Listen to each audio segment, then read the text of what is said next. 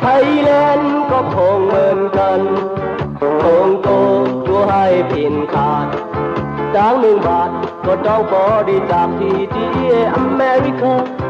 เปิดมาก็ยิ่งไปใหญ่ใส่หลายใจว่าเป็นราชาข้าพินที่คำดินใจทำไมดีไม่เข้าใจเปิดมาก็ยิ่งไปใหญ่ใส่หลายใจว่าเป็นราชาข้าที่กักดินใจทำไมดีไม่เข้าใจ